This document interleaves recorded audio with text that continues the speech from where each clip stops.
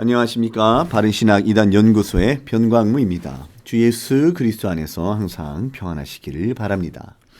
한국 교회를 크게 미혹하는 지역 악령교설 선전과 망상증진 훈련에 대한 대처를 위한 논의, 하나님께서는 유기성 목사라는 거짓 선지자에게 가난의 영에 사로잡혔다는 책망을 주셨는가 두 번째 시간을 갖도록 하겠습니다. 지난 시간에는 목차를 잠시 살펴봤습니다. 한국교회에 만연한 음성 듣기 이대로 괜찮은가?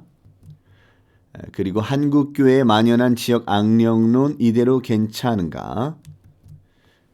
그리고 요약 및 결론, 지역 악령론을 선전하는 인사들, 참고문헌 이런 순서로 이제 살펴볼 겁니다. 자, 다시 한번 읽죠. 한국교회를 크게 미혹하는 지역 악령교설 선전과 몽환증진 훈련에 대한 대처에 대한 논의. 자, 각주 일본을 한번 살펴보면요. 망상 또는 몽상 등. 자, 망상이라고 하는 말은 사전적 의미로서 근거가 없는 주관적 신념 또는 이치에 맞지 아니하는 망령된 생각을 하는 것을 말한다. 제가 지금 망상감각 증진 훈련이라고 말했는데요. 여기서 사용되는 망상 또는 몽상이라는 말에 대해서 좀 설명을 드리는 거예요. 기독교적 의미에서 본다면 여기 이치라는 말 나오잖아요. 이치에 맞지 아니한 망령된 생각을 망상이라고 한다 할 때 이치는 성경과 성경에 계시된 교리체계에서 비롯된 모든 사고들을 의미할 것이다. 성경에 의하면 하나님께서 세상 지혜를 미련하게 하셨다고 말씀하시죠. 오직 성경만이 객관적인 기준이 되고 절대 기준이 된다라는 거예요. 이단 연구가 원문호 목사라고 하는 분의 글에 의하면 성경이 완전한 계시로서 절대적 가치를 가진 모든 교훈이잖아요. 그런 의미에서 성경적인 진리가 교리 체계가 있다는 의미에서 이치라는 것이죠. 그리고 보시면은 성경의 가르침은 사람이 할 수 있는 모든 올바른 사색의 근원이 된다. 그러므로 성경과 성경의 교리체계에서 떠나는 말들을 자유롭게 생각해내는 것, 그것이 모든 이단과 그릇된 사상들을 구성하는 사료들과 시작이 된다라고 하였습니다. 고린도전서 4장 6절 말씀에 의하면 기록된 말씀 밖으로 넘어가지 말라고 말씀하시죠. 그런 의미에서 불신자들은 모두 그리고 한결같이 적그리스도적 사고에 익숙해져 있는 것이라고 말할 수 있다. 왜 그렇습니까? 그들에게는 객관적 기준인 성경이 없기 때문이죠. 절대적 가치를 가진 하나님의 말씀인 그 교훈이 없기 때문입니다. 고린도후서 4장 4절 말씀에 의하면 이 세상 신이 믿지 아니하는 자들의 마음을 혼미하게 한다라고 말씀하십니다. 한편 거짓 예언의 더욱 큰 심각성은 교회 외부에 배회하는 모든 몽상과 사고들이 교회 안에 교묘히 들어 강대상을 차지하며 활동하는 것에 있다. 오늘날 현대 심리학이나 철학들을 보면요. 그 사고체계 자체가 성경적이지 않은 것들이 있습니다. 성경 밖으로 벗어난 것들이 있어요. 그러니까 그것이 바로 근거가 없는 것이죠. 이치에 맞지 않은 망령된 생각이 포함된 겁니다. 그런 의미에서 어떤 몽상과 그런 사고들이 교회 밖에만 있는 것이 아니라 그게 교회 안에 교묘히 들어와서 강대상을 차지하는데 그때에 사용되는 자들이 하나님의 허용에 의해서 거짓 선지자들이 거짓 예언이라는 것이죠. 그것은 이런 일들을 저지르는 자들이 자신들의 부패한 마음 가운데 나오는 망상을, 자, 망상이라고 제가 말씀드렸죠. 예레미야 14장 14절 말씀에 의하면 거짓 선지자들이 자기 마음의 거짓으로 예언한다라고 할 때 자기 마음의 거짓이 바로 망상과 같은 것이죠. 하나님께서 그의 백성을 인도하는 지침이라고 강하게 선전함으로써 순수한 말씀들을 변질시키고 빼앗으면서 교회를 위태케 하는 것이다. 그러니까 거짓 선지자들이 그들이 들었다 하는 음성이나 받았다 하는 감동, 말씀, 그들이 보았다 하는 환상 이런 것들이 그들이 망상과 더불어서 전파된다라는 겁니다. 그러므로 거짓 예언은 성경의 가르침의 대척점에선 여러 불신자들이 다양한 위험스러운 주장들보다 더욱 파괴적이라 할 수 있다. 예를 들어서 예수 그리스도를 알지 못하는 사람들, 성경을 알지 못하는 사람들이 동성애가 정상이라고 말할 때에는 그들이 거짓 예언을 한다기보다는 성경에 어떤 그런 기준이 없다 보니까 그런 말들을 자유롭게 하는 것이죠. 그런데 거짓 예언은 왜 위험하냐면 특히 두 가지 측면에서 위험합니다. 첫째는 그 인간의 부패한 마음에서 나오는 망상과 같은 것을 하나님의 음성이라고 한다는 것이 있고, 두 번째는 교회 안에 내부에 들어와서 그 강대상을 잡고 차지하며 활동하는 것에 더 위험스럽고 파괴적이라고 할 수 있다는 것입니다. 그 이유는 하나님의 백성들은 하나님의 말씀을 철저히 따르는 것을 참신앙이며 유일한 안전이라고 생각하기 때문에 하나님의 말씀이 이러이러하다라고 하면 이들이 믿기 때문이에요. 그러니까 하나님의 말씀을 믿는다고 하는 이들이 도리어 미혹의 방향으로 나아갈 수 있는데 이용되는 것이 거짓 선지자들의 거짓 예언이라는 것이고 거짓 선지자라는 것입니다. 이로써 불신자들의 계시에 대한 반의존적 사고, 여기서 반이라고 하는 것은 절반할 때 반이 아니라 반대한다 할 때 반입니다. 그러니까 하나님을 의존하지 않는 그런 사고, 불신자들의 계시를 의존하지 않는 사고는 쉽게 분별되어 금세 하나님의 백성들의 반발을 사게 되지만, 다시 말해서 동성애가 아무런 문제가 없다, 정상이다 이렇게 말하는 것에 대해서는 이미 우리에게는 성경이 주어졌기 때문에 어떻게 그렇게 말할 수 있느냐, 아니다. 우리에게 말씀하시는 하나님께서는 분명히 동성애를 죄라고 말씀하셨다라고 하면서 바로 분별되고 우리가 반대할 수 있게 되지만, 거짓 선지자들은 하나님의 음성을 교묘히 자기의 것으로 바꾸어서 하나님의 백성을 인도하는 하나님의 말씀으로 선전함으로써 유일하게 따라야 할 권위를 내세우므로 교회 안에 많은 추종자들과 세력들을 확보하기 때문입니다. 예를 들어서 지금 오늘 말씀드릴 건데요, 유기성 목사라 하는 거짓 선지자가 하나님께로부터 들었다는 음성이다 또는 감동이다 라고 하면서 선전되는 것이 이제 여러 가지 영체 개념이 있고, 그 중에 대표적인 것이 가난의 영일 말하고 있습니다. 가난의 영에 사로잡혀 있다 이런 말들을 하고 있는데요, 그것이 하나님의 말씀이라는 것이죠. 그러니까 당연히 반발을 사지 못하게 되는 것입니다. 하나님의 말씀이라고 하는데 누가 반대하겠습니까? 그런데 이것을 만약에 분별한다면 당연히 반대하겠죠. 근데 사람들이 이것을 그가 그런 말을 했다는 그런 정보에 대해서 알지 못하고, 또한 정보에 대해서 안다고 할지라도 그것을 분별하지 못하면 그것이 그저 하나님의 말씀으로 이해되어지기 때문에 도리어 그것을 수용해야 되는 하나님의 말씀으로 인정한다라고 하는 측면에서 더욱 파괴적이라고 볼 수 있는 것이죠. 그리고 그렇게 말하는 사람들은 하나님의 말씀을 빙자해서 하나님의 말씀을 전하기 때문에 교회 안에 더 많은 추종자들과 세력들을 확보하게 된다라는 것입니다. 이와 관련해서 누가복음 6장 26절 말씀은 너무나도 중요합니다. 모든 사람이 너희를 칭찬하면 화가 있도다. 그들의 조상들이 거짓 선지자들에게 이와 같이 하였느니라. 그러니까 많은 사람들이 거짓 선지자들을 따라갔었죠. 예수님 당시 때도 마찬가지입니다. 그런데 그 거짓 선지자들은 항상 하나님의 말씀을 이용했다는 것이죠. 다시 돌아와서 부제, 하나님께서는 유기성 목사라는 거짓 선지자에게 할 때 각주 2번 특별한 이유 외에 앞으로 필자가 언급하고자 하는 모든 인사들에 대한 직함을 명기하는 일을 되도록 자제하도록 할 것이다. 가독성이 곤란을 주지 않은 귀함이며 특정인을 인격적으로 무시하기 위한 목적인 의도가 들어간 것이 아님을 이해하기를 바란다. 그러니까 제가 유기성 목사 이렇게 얘기하지 않고 그냥 유기성 이렇게 말하는 것은 그 사람의 인격을 무시하기 위함이 아니라, 제가 여러 사람들이 이름을 열거하는데 무슨 목사님, 무슨 목사님, 무슨 박사님 이렇게 일일이 말하기가 힘들죠. 그리고 논문을 쓸 때는 원래 굳이 그런 직함을 꼭 넣을 필요는 없는 겁니다. 그래서 제가 각주를 따로 첨부를 했고요. 자, 그래 거짓 선지자에게 가난의 영에 사로잡혔던 책망을 주셨는가? 3번. 추가적인 자료는 유기성 가난의 영 가난의 영 총체 문서를 참조하시기 바랍니다. 제가 나중에 기회가 된다면 이 문서에 대해서 또 보여드리도록 하겠습니다. 조금 분석적으로 유기성 목사라고 하는 사람의 발언을 좀 살펴보도록 하죠. 그가 들었다는 음성입니다. 체험담. 그날 그 전화를 끊고 난 다음에 하나님이 굉장히 심한 책망을 받았어요. 너가 가난의 영에 사로잡혔다는 거예요. 제가 특별히 문제 삼는 것이 이 사람이 가난의 영에 사로잡혔다라고 하는 음성을 하나님께로부터 들었다라고 말하는 것이 있습니다. 하나님이 더 이상 역사할 수 없다라는 거예요. 유기성 목사라고 하는 사람의 강서를 보면 이 가난의 영은 악령이라고 가르쳐지거든요. 그러니까 유기성 목사라고 하는 사람에게 이 악령이 사로잡고 있다 이런 말을 하는 거예요. 이건요 벌써 두세 가지의 완전한 신학적 오류가 들어간 겁니다. 왜냐하면 유기성 목사라고 하는 사람, 진정으로 예수를 믿는 사람이라면 악령이 그 사람을 사로잡을 수가 없습니다. 왜냐하면 유기성 목사라고 하는 사람은 단순히 사로잡았다라고 하는 텍스트만 쓰는 것이 아니라 그 속에 영이 달라요. 속이라는 말을 쓰거든요. 그러니까 가난의 영이 그 속에 있다라는 거예요.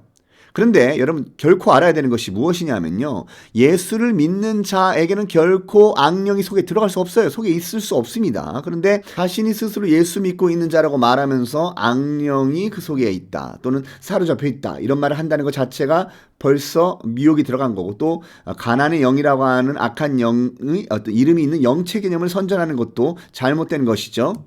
그리고 그런 거짓을 하나님께서 말씀해 주셨다라는 것도 거짓이죠. 예레미야 14장 14절과 23장 16절 등을 참조하시길 바랍니다. 특히 예레미야 23장 21절 말씀에 의하면 하나님께서 예레미야 선지자를 통해서 이렇게 말씀하시죠.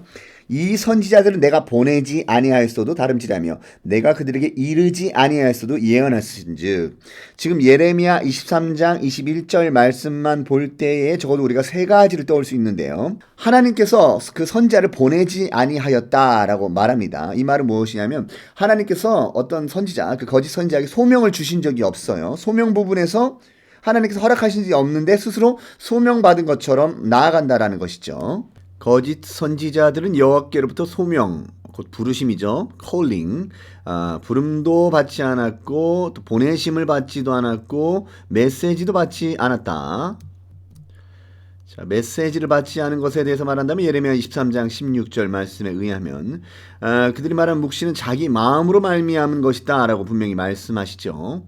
그러니까 메시지를 준 적이 없어요. 자기 마음에서 난 것입니다. 그리고 여호와 입에서 나온 것이 아니죠. 메시지를 주신 적이 없습니다. 또 예레미야 23장 21절 말씀에 의하면 그들은 내가 보내지 아니하였다. 그들에게 소명을 주신 적이 없어요. 그들을 보내시지 않았습니다. 그런데 유기성 목사라고 하는 거짓 선지자는 가난의 영향에 사로잡혔다, 이런 음성을 들었다고 말하고 있어요. 자, 많은 성도들 속에 은밀하게 들어오는 가난의 영, 슬픔의 영, 이런 얘기를 하잖아요. 여기서도 마찬가지로 가난의 영이라는 것을 얘기하죠. 그 다음에 그 외에도 두려움의 영, 슬픔의 영, 이런 얘기를 하는데, 여러분 담대하게, 자, 지금 여러분이 누굴까요? 자신의 앞에 있는 성도들이라 불리는 사람들이 아닙니까? 근데 그 사람들한테 뭐라고 하죠? 선포기도 가르치는 거죠. 내 속에 들어와, 지금 속이라고 하죠. 내 속에 들어와서 나도 모르게, 자, 이게 뭐냐 하면 악령 은밀 잠입론입니다. 이게 이제 베레아에서도 가르쳐졌던 것이죠. 그러니까 정체를 숨기고 특히 잘 믿는다라고 하는 사람이 착각이 들 정도로 들어온다라는, 그러니까 이 사람들이 가르치는 게 무엇이냐면 정말 성도가 자기가 예수님 잘 믿고 있다고 생각하는데 실제로는 마귀 또는 귀신에 사로잡힌 사람이 있다라고 가르치는 것이 이제 베레아 계열에서 또 많이 가르쳐지는 가르침이고요. 조영기 목사라고 하는 거짓 선지자도 제가 half 베레아라고 합니다. 반 베레아 사상, 세미 베레아. 그러니까 그 사람도 마찬가지로, 김기동이라고 하는 사람도 마찬가지로 요한복음 10장을 인용해서 10절에 도둑이 오는 것은 도둑질하고 죽이고 멸망시키려는 것뿐이요 라고 말씀하신 예수님의 말씀을 들어서 도둑이 누구냐, 그리고 마귀 아니냐 하면서 그들이 도둑질한다. 도둑질 어떻게 하죠? 은밀하게 하잖아요. 숨어서 하잖아요. 그렇게 얘기를 하면서 이 마귀가 우리 속에 숨어 들어와서 역사한다. 숨어 들어와서 질병도 가져다 주고 저주에 이르게 한다. 이런 말을 하는 거예요. 유기성 목사라고 하는 거짓 선지자도 마찬가지로 예수를 믿고 있다고 하지만 실제로 저주에 이르는 자들이 있다. 이렇게 지금 가르치잖아요. 그러면서 지금 대적 기도를 가르치는 거예요. 무속적, 주술적, 축기 사역을 가르치는 것입니다. 한국 교회의 신학을 세움에 큰 공헌을 했던 두 사람을 말하자면 조직신학의 박형룡과 특히 좌측의 장로교 합신교단의 초대 총장이 되시고 일생을 주석 사업에 매진하면서 아주 건전한 개혁주의적 성경 해석을 내어놓으셨던 주경신학자였던 고 박윤선 박사가 있죠. 많은 사람들이 한국교회의 신학이 어떻게 세워졌는지 잘 모릅니다. 장로교는 물론이고 심지어는 국내 다른 교단 교파들의 목회자들도 박윤선의 영향을 받은 사람들이 매우 많죠. 상당수의 목회자가 박윤선의 영향을 받았습니다. 박윤선과 유사한 해석을 내어놓는 사람들은 올바르고 건전한 해석으로 나아갔지만 박윤선과 다른 해석을 많이 내어놓기 시작하고 도리어 그리고 심지어 지방교회와 같은 교설들에 미혹되어 갔던 자들은 점점 멀어지는 길로 나아갔고 맹인을 인도하는 맹인이 되어버리게 되었죠. 과장되게 말하자면 스위스 제네바 칼빈이 있다면 한국에는 박윤선과 같은 거장이 있었습니다. 여러분들이 좀 역사의식이 있었으면 좋겠습니다. 이 박윤선의 글에 의하면 오늘날 566교회 김은호 목사라고 하는 자는 유기성, 손기철, 조영기, 천광, 박호정 등의 그런 인사들, 그 외에 신사돈 등의 어떤 교설에 영향을 받는 많은 목회자들의 그런 지도자들이 행하고 있는 불건전한 사역을 지적할 만한 내용을 적었습니다. 요한복음 16장 24절을 주해하면서 이렇게 말했죠.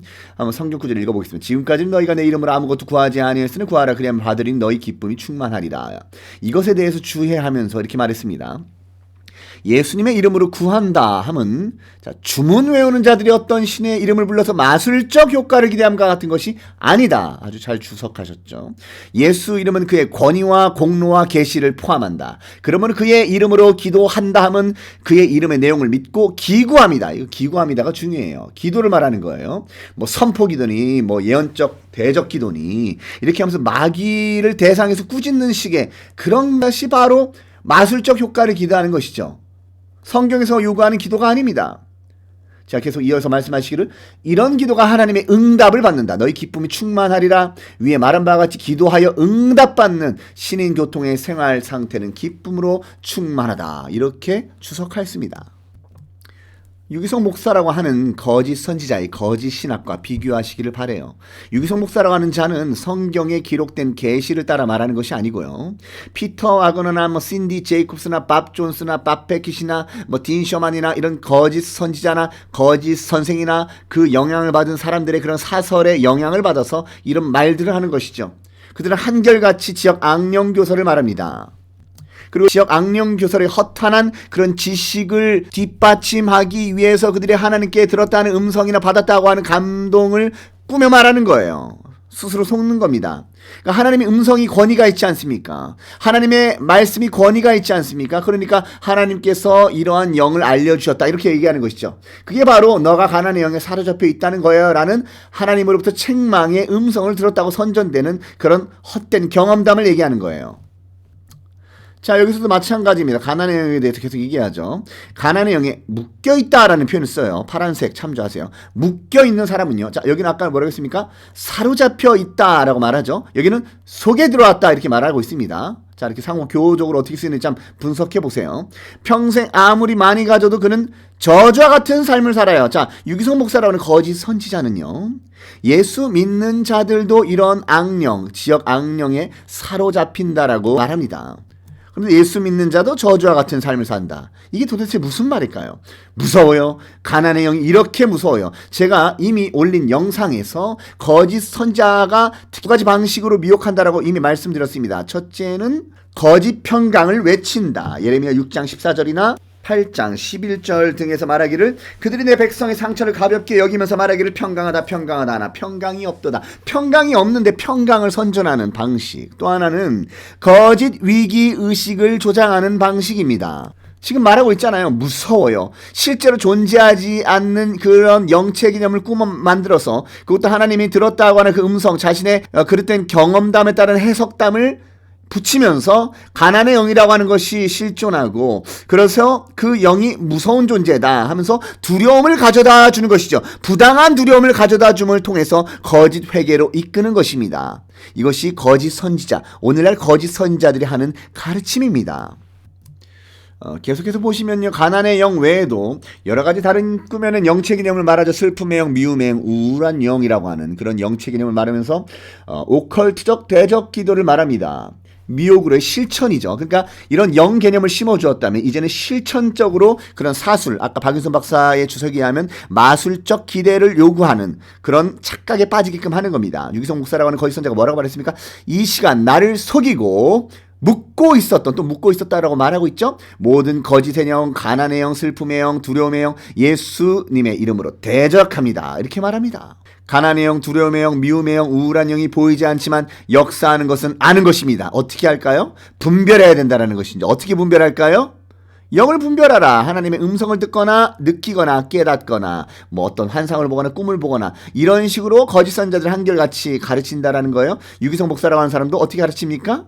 그런 것을 느낌으로 파악이 가능하다고 말하는 것이고 실제로 자신이 그렇게 했다고 경험담을 얘기하지 않습니까? 자, 깨달았으면 어떻게 깨닫죠? 느낌으로, 감각으로, 직감으로 깨달았으면 즉시 예수님의 이름으로 대적해야 합니다.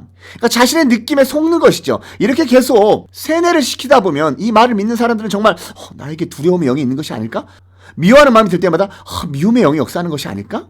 우울한 마음이 들 때마다 우울한 영이라고 하는 그런 이름이 있는 그런 악령이 내게 역사하는 것이 아닐까? 이렇게 생각하게 된다라는 거예요. 그 외에도 계속해서 거짓의 영, 가난의 영, 슬픔의 영, 음란의 영 이런 거 얘기하는데요. 여기서도 마찬가지로 선포기도 대적기도를 가르치죠. 이 시간 나를 속이고 묻고 있었던 모든 거짓의 영, 가난의 영, 슬픔의 영, 두려움의 영 예수님의 이름으로 대적합니다. 만약에 또 음란한 문제로 생각이 있고 또 마음이 시달리면 이제는 그로 인해서 부끄러워하고 괴로워만 하지 말고 예수님의 이름으로 담대하게 대적하십시오. 음란의 영아, 예수님의 이름으로 내 마음에서 떠나가라 하고 대적하십시오. 그러니까 뭐만 있으면 이게 무슨 영 갖다 붙이는 겁니다. 합신교단의 이단 상담소장을 역임하신 박형택 목사라고 하는 분이 계십니다.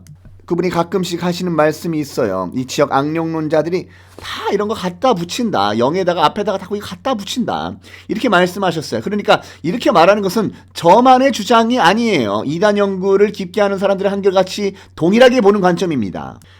그리고 이제 이분법적으로 구별하는 것이 이제 이런 도식이에요. 뭐 번성의 영, 질서의 영. 그러니까 뭔가 좀 긍정적인 직감을 가져다 주는 단어와 그렇지 않고 조금 부정적이고 비관적인 그런 느낌을 가져다 주는 단어를 대립시킵니다. 이게 원래 신사도 사상이거든요. 그래서 이 신사도 사상은 종교의 영이라고 하는 마지막 때에 강하게 역사하는 그런 악령과 실제로 그들이 이제 번영과 재정이 들어온다고 할 때 그 부의 이동 사상에서 난 그런 번성, 그래서 뭐 엘리야의 영이니 돌파의 영성이니 이런 것도 갖다 붙이는 겁니다. 그것을 대립시키는 거죠.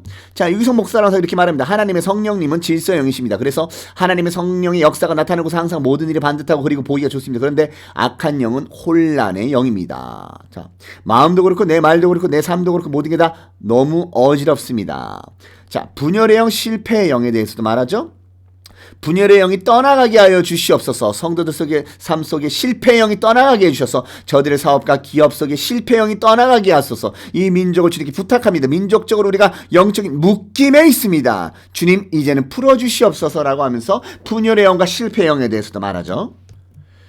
유기성 목사라고 하는 거짓 선지자가 가난의 영이라고 하는 영책인 외에도 특히 강조하는 영책이 있는데 그것이 바로 분열의 영이고요. 또 분노의 영이라고 하는 게 있습니다. 특히 이제 분노의 영이라고 하는 것을 통해서 정치적으로 사람들의 민심을 흔들어 놓는 거짓 선지자 노릇을 실제로 구약 시대의 예레미야 당시 때 활동했던 그 거짓 선지자와 아주 유사한 방식으로 미혹했던 적이 있었습니다.